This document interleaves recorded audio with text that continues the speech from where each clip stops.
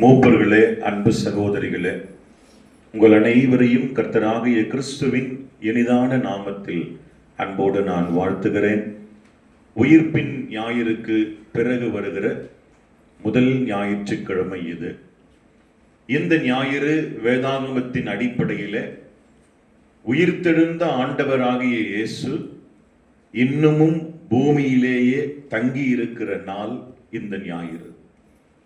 வேதாகம கணக்குப்படி ஆண்டவராகிய இயேசு சிலுவையில் அறையப்பட்டு கல்லறையில் வைக்கப்பட்டு 3ஆம் நாள் உயிர்த்தெழுந்தார். உயிர்த்தெழுந்த பிறகும் 40 நாளளவும் பூமியிலே தங்கியிருந்தார்.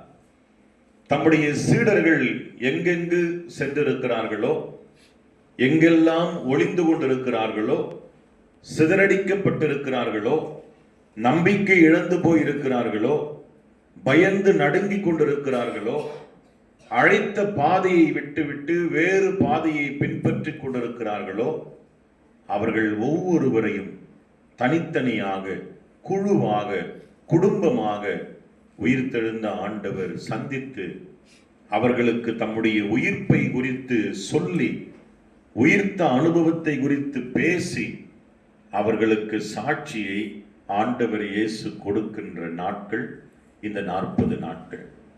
இந்த நாளிலே நாம் தியானிக்க தெரிந்து கொண்ட திருமறை பாடத்தில் ஒரே ஒரு திருமறை பாடத்தை மாத்திரம் ஒரு 15 நிமிடங்கள் உங்களோடு நான் தியானிக்க விரும்புகிறேன். அது யாதெனில் யோவான் நற்செய்தி பிரிவு 20வது அதிகாரம் வாக்கியங்கள் 24 முதல் 31 வரை. இந்த திருமறை பாடத்தை மையமாக வைத்து நாம் தியானிக்க நமக்கு கொடுக்கப்பட்டிருக்கிற கருப்பொருள், அதாவது தியான பொருள் என்னவென்றால், என் ஆண்டவரே, என் தேவனே. இதுதான் தலைப்பு. My lord, my God. என் ஆண்டவரே, அதாவது மை லார்ட், என் தேவனே, அதாவது மை காட். அப்ப ஆண்டவரே என்கிற வார்த்தைக்கும் என் தேவனே என்கிற வார்த்தைக்கும் என்ன வித்தியாசம்? ஏன் தோமா உயிர்த்தெழுந்த ஆண்டவரை சந்தித்த போது இப்படி இயேசுவை அழைத்தார்? இதை நாம் கற்றுக்கொள்ளலாம். பொதுவாக லார்ட் என்கிற வார்த்தை எல்லாருக்கும் பயன்படுத்தப்படுகிறது அக்காலகட்டங்களிலே. உதாரணமா, ரோம அரசிலே பணியாற்றுகிறவர், அல்லது சமுதாயத்தில் உயர்ந்த பொறுப்பில் இருக்கிறவர், அல்லது சபையிலே ஒரு நல்ல நிலைமையிலே வளர்ந்திருக்கிறவர், அல்லது செல்வந்தர், இவர்களை பார்க்கும்போது சாதாரண மக்கள் அவர்களை அழைக்கின்ற வார்த்தை ஆண்டவரே. என் ஆண்டவரே, என் ஆண்டவரே என்றால் உயர்ந்தவரே, மூத்தவரே, மதிக்கத்தக்கவரே, மரியாதைக்குரியவரே என்றெல்லாம் பொருள். நம்முடைய இந்திய நாட்டிலே இருக்கிற நீதிமன்றங்களிலே நீதி அரசர்கள், அதாவது ஜட்ஜ், நீதி அரசர்களை மை லார்ட் என்றுதான் அழைத்து கொண்டு வந்தார்கள் ஒரு சில ஆண்டுகளுக்கு முன்பு வரை. மை லார்ட் என்று சொல்வது அவர்கள் கடவுள் என்று பொருள் அல்ல, மாறாக மதிக்கப்பட வேண்டியவர்கள், கனத்துக்குரியவர்கள் என்று பொருள். அந்த மை லார்ட் என்கிற வார்த்தையை தான் கொஞ்ச நாட்களுக்கு முன்பு இந்திய அரசு மாற்றி யுவர் ஹானர் என்று மாற்றியது. இந்த லார்ட் என்கிற வார்த்தை தேவையில்லை என்று யோசித்தது. ஒரு காலகட்டங்களிலே நம்முடைய தமிழ் மாநிலத்தின் சவுத் பக்கங்களிலே சாதிய கொடுமையிலே இருந்த நம் சமூகத்தை சார்ந்த மக்கள் கொஞ்சம் உயர்ந்தோர் சாதியிலே என்று அவர்கள் சொல்லிக் கொள்ளுகிற சிலரை வெளிப்படையா கூப்பிடும் போது எப்படி கூப்பிடுவாங்கன்னா, சாமி, ஐயா, இப்படிதான் கூப்பிடுவாங்க.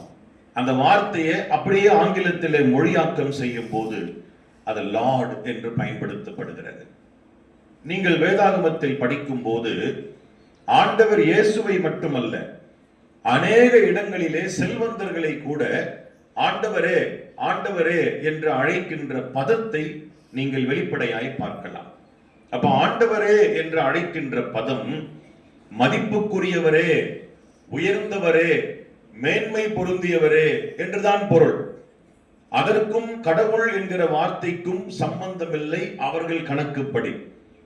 ஆனால் தேவனே என்று அழைப்பது, அதாவது காட் என்று அழைப்பது, என் கடவுளே, என் இறைவனே, அதுவும் யூதர்கள் அவர்கள் கடவுளை தவிர வேறு எவரையும் கடவுள் என்று அழைக்க கூடாது என உத்தரவு பெற்றவர்கள்.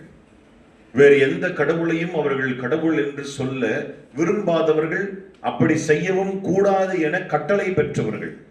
அப்பேற்பட்ட யூத மார்க்கத்தை பின்பற்றி குழந்தை பருவத்திலிருந்து வளர்ந்த தோமா இங்கே உயிர்த்த ஆண்டவராகிய இயேசுவை முதலில் சந்திக்கும் போது என் ஆண்டவனே, என் தேவனே என்று கூப்பிடுகிறார். இப்ப இந்த சம்பவத்தை திருமறை சார்ந்து நாம் கற்றுக்கொள்ளலாம். 20ஆம் அதிகாரம் வசனம் 24 நான் படிக்கிறேன், கவனிங்க. இயேசு வந்திருந்த போது 12 ஒருவனாகிய திதிமு எனப்பட்ட தோமா என்பவன் மற்ற சீடர்களோடு அந்த வீட்டில் இல்லை. இங்க என்ன நடக்குது? ஆண்டவர் இயேசு சிலுவையிலே அறையப்பட்டார், கல்லறையில் வைக்கப்பட்டார். வேத வாக்கியத்தின்படி 3ஆம் நாள் அதிகாலை அவர் உயிர்த்தெழுந்தார். அவர் உயிர்த்தெழுந்தவுடன் நேரடியாக பரலோகம் ஏறி போக அவர் விரும்பவில்லை. ஏன் விரும்பவில்லை என்றால், அவருடைய மரணத்தை குறித்தும் அவருடைய உயிர்த்தெழுதலை குறித்தும் மக்கள் மத்தியிலே தவறான கருத்துக்கள் பரவி கொண்டிருந்தது. இயேசு செய்த பாவத்திற்கு தான் செத்தார், இயேசு ரோமர்களை எதிர்த்தார், ஆகவே கொல்லப்பட்டார் என்று தவறான கருத்துக்கள் பரவப்பட்டு கொண்டு வந்தது. அந்த கருத்துக்களை மாற்ற வேண்டும். ஆண்டவர் இயேசு தாம் செய்த பாவத்திற்கு மரிக்கவில்லை, தாம் அதிகம் நேசித்த இந்த மக்கள் செய்த பாவங்களுக்காக மரித்தார். இதை மாற்றணும்னு அவர் விரும்பினார். இரண்டாவது, அவர் உயிர்த்தெழுந்தார் என்கிற வார்த்தையே போர் சேவகர் பிரதான ஆசாரியனுக்கு தெரிவிக்கும் போது, பிரதான ஆசாரியன் போர் சேவகனை பார்த்து சொல்றாரு, நீ இந்த விஷயத்தை வேறு யாருக்கும் போய் சொல்லாத. அதாவது நீ காவல் காத்து கொண்டிருந்த போது தேவதூதர் அந்த கல்லை புரட்டியதும், கல் புரட்டப்பட்டதும், கல்லறைக்குள்ளே இருந்து கொல்லப்பட்ட இயேசு உயிர்த்தெழுந்து அப்படியே பிரகாசமா வெளியிலே வந்ததையும், அதை பார்த்து நீங்கள் மெய் சிலிர்த்து கீழே விழுந்ததையும் யாரிடமும் போய் சொல்லாதே. அப்படி சொன்னால் நாளுக்கு நாள் இயேசுவின் புகழ் வளர்ந்துவிடும், அவள் உண்மையில் தேவனுடைய குமாரன் என்று எல்லோருக்கும் தெரிந்துவிடும் என அந்த போர் சேவகருக்கு பணம் கொடுத்து பிரதான ஆசாரியர் சொல்லி அனுப்புறாங்க. நீங்க போய் எல்லாருக்கும் சொல்லுங்க. என்னன்னு சொல்லுங்க? நாங்கள் உறங்கிக் கொண்டிருந்தோம், நாங்கள் உறங்கிக் கொண்டிருக்கிற நேரத்திலே அந்த இயேசுவின் சீடர்கள் இயேசுவின் கல்லறைக்குள்ளே போய் இயேசுவின் உடலை திருடிக் கொண்டு போய்விட்டார்கள். அப்படி திருடிக் கொண்டு போய்விட்டு இப்போ 3வது நாள் அவர் உடல் அங்கே இல்லாதபடியால் அவர் உயிர்த்தெழுந்து விட்டார் என்று பொய் சொல்லுகிறார்கள் என நீங்கள் போய் சொல்லுங்கள் என்று அவர்கள் கையில் கொஞ்சம் பணத்தை கொடுத்து அவர்களை அனுப்பினார்கள். மத்தேயு நற்செய்தி நூல் கடைசி அதிகாரம் கடைசியில் இருக்கிற அந்த 10 வசனத்தை படிச்சீங்கன்னா இந்த சம்பவம் தெளிவா குறிப்பிடப்பட்டிருக்கிறது. அப்ப இயேசு உயிர்த்தெழவே இல்லை என்கிற ஒரு பொய்யான செய்தியை இந்த பிரதான ஆசாரியரும் மற்ற தலைவர்களும் அங்கே இருக்கிற சமுதாயத்தில் பரப்பி கொண்டு வருகிறபடியால் அவர்கள் மத்தியில் இயேசு உயிர்த்தார் என்பதை அவர் நிரூபிக்க வேண்டிய கட்டாயம் இயேசுவுக்கு இருந்தது.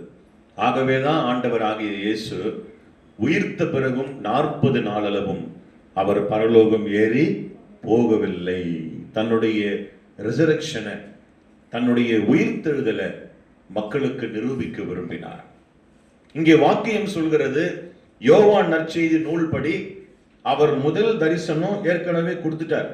அது எங்கன்னா யோவான் 20ஆம் அதிகாரம் வசனம் 19 நீங்க படிக்கும் போது, வாரத்தின் முதல் நாள் ஆகிய அன்றைய தினம் சாயங்கால வேளையிலே சீடர்கள் கூடியிருந்த இடத்தில் யூதர்களுக்கு சீடர்கள் பயந்தபடியால் கதவுகள் பூட்டி இருக்கையில் இயேசு அவர்கள் மத்தியில் நின்று உங்களுக்கு சமாதானம் உண்டாவதாக என்று கூறினார். இது முதல் தரிசனம். இது யோவான் 20ஆம் அதிகாரம் வசனம் 19 இருக்குது. அதுவும் எப்பன்னா, அவர் உயிர் தெரிந்தது அதிகாலையில, இவங்களை மீட் பண்ண வர்றது ஈவினிங்ல. அவங்கள மீட் பண்ணி சமாதானமா இருங்க, பயப்படாதீங்க, நான் உயிரோட தான் இருக்கிறேன், நான் ஒன்றும் மரித்து அப்படியே போயிடல, நான் மரித்தாலும் மீண்டும் உயிர்ப்பேன் என்பது நீங்கள் விசுவாசிக்க வேண்டும் சொல்ற. அப்படி அவங்க கிட்ட பேசிட்டு இவர் போன